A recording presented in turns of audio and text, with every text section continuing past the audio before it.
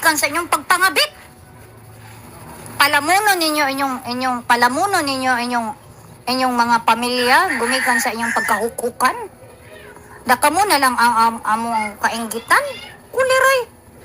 Kung pasi samtang buhi pa. Kay nagkamatay ana, diha na nimo makita kung kinsay tinud-anay nimo nga kapamilya o friend. Kay ang friend good, isip amiga, ang friend, mudapig ra na pag naa ka, nay imo. Pag nae ka, pag humot ka sa ilang pananaw. Pero kung baho na gani ka, aw diha nimo mabati kung unsa gid sila ka amiga.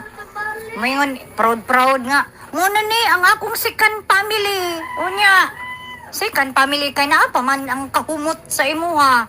Pero kung baho na gani ka, tan-aw nila nga nag-apiki na imong kinabuhi, diha nimo sukdon kung unsa gid sila. Dili pa man na sila mo nga karon mo ana gid na sila nga. Di man na tinuod uy. Taka-taka lang si Sweet Skit o Princess. Pagkakaroon. Kay ang uto-utoon nga tao, bugo, aw, pauto ka, aw, bugo, giga. Damayon dayon, mananapaw ka lang. Ha? Mananapaw ka lang. Nangabit ka lang para makakaon ka. Ayaw pag-underestimate nako.